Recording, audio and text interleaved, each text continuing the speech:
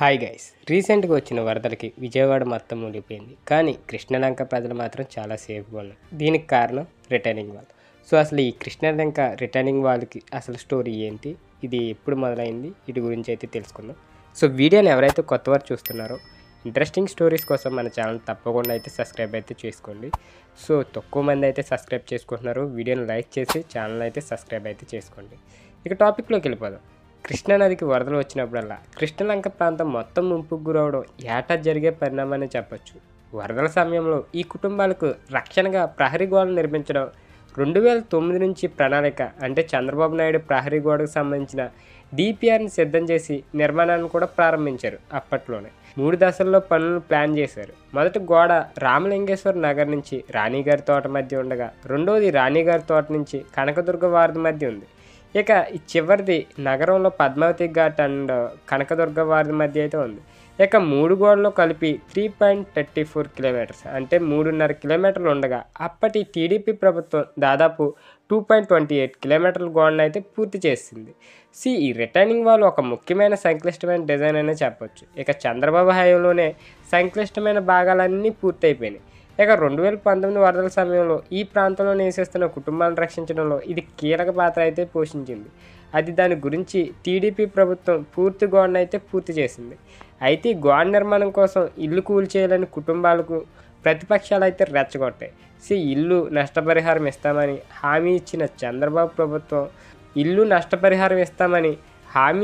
చంద్రబాబు ప్రభుత్వానికి సహకరించలేదు. అప్పుడు ఇక వైఎస్ఆర్ కాంగ్రెస్ వారిపై కోర్టుల్లో కేసులు కూడా వేసింది. ఫలితంగా గోడ పూర్తి కాలేదు. ఆ తర్వాత మిగిలిన భాగం జగన్ ప్రభుత్వం అయితే పూర్తి చేసింది. నిజానికి అణగారిన కుటుంబాలు రెచ్చగొట్టి సమస్యలు సృష్టించేందుకు టీడీపీ అయితే ప్రయత్నించలేదు. కానీ ఆగస్టు 2019లో కొడాలి నాని, అనిల్ కుమార్ యాదవ్ గోడపై నిలబడి ఒక పిక్చర్స్ అయితే తీసుకున్నారు.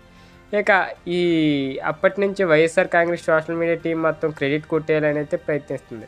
ఈ 3 నెలల్లో గోడను పూర్తి చేశామని జగన్ 2019 జూన్లో బాధ్యతలు చేయించినప్పుడు అయితే ఆగస్టులో గోడ సంబంధించి ఫోటోలు ఉంటే వారు ప్రజలను మోసం చేయడానికి అయితే అప్పుడు ప్రయత్నించారు. ఇక సమస్య ఏంటంటే జగన్ గురించి పూర్తిగా తెలుసుకొని ఉచిత పథకాలు తప్ప మరేమీ గణనీయమైన పని చేయాలంటే ప్రజలను అయితే విశ్వసించడం చాలా కష్టమైతే అయిపోయింది అప్పుడు. అందుకే YSR Congress social media credit styling మొత్తం ప్రయత్నాలకు అయితే ఫలించలేదు. ఇది క్రెడిట్స్ మొత్తం 2 కాదు. అప్పుడు దీనికి ఈ రిటైనింగ్ వాల్ కట్టడానికి కూడా నల్లారి కిరణ్ కుమార్ రెడ్డి గారు అప్పట్లోనే ఇది ప్రతిపాదించారు. బట్ కొన్ని రాజకీయ పరిణామాల వల్ల ఇటు టీడీపీ ప్రభుత్వం కంప్లీట్ చేసేసరికి ఆల్మోస్ట్ 2.4 కిలోమీటర్స్ అయితే కంప్లీట్ చేసింది. ఇంకా మిగతాది వైఎస్ఆర్సీపీ కంప్లీట్ చేసింది. ఇది ఇద్దరికి ఉన్న క్రెడిట్. ఇదంతా విఎంసీ అయితే కంప్లీట్ చేసింది. విఎంసీ అంటే ఆల్మోస్ట్ మీకు విజయవాడ మున్సిపల్ కార్పొరేషన్ అంటారు. దీని ద్వారానైతేనే ఇది కంప్లీట్ చేయబడింది. ఎస్టిమేషన్ కూడా ఎక్కువ అవడం వల్ల కొంచెం అయితే లేట్ అయితే అయింది. అప్పుడు ఉన్న ప్రతిపాదనకి ఇప్పుడున్న బడ్జెట్కి ఇది ఎలాగైతేనే ఒక పార్క్ కింద డిజైన్ చేసి రీసెంట్గా వచ్చిన వరదల్లో అయితే ఆ కృష్ణలంక ప్రాంతాలు అయితే ములగకుండా కాపాడిందనే చెప్పొచ్చు. ఇది దీని వెనకాల ఉన్న అసలు మిస్టరీ స్టోరీ. అండ్ ఇది మీలో చాలామంది తెలియదు. ఇరుపక్షాల రాజకీయ నాయకులు అయితే మీకు కొట్టుకుంటూ చేస్తున్నారు. దాని గురించి ఈ ప్రభుత్వాలు కట్టించడం పక్కన పెడితే ఇవి ప్రజల సొమ్ము, ప్రజల కోసమే కట్టించబడాలి.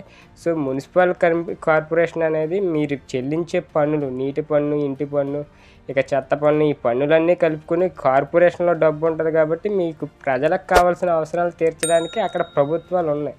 అంతే తప్పించి నా ప్రభుత్వం కొట్టింది, ఈ ప్రభుత్వం కట్టింది అని చెప్పుకొని కొట్టి సాగకండి. అర్థమైందా? వీడియో అయితే ఇది. వీడియో నచ్చితే తప్పకుండా లైక్ చేయండి. ఇలాంటి ఇంట్రెస్టింగ్ స్టోరీస్ కోసం మన ఛానల్ తప్పకుండా సబ్స్క్రైబ్ అయితే చేసుకోండి.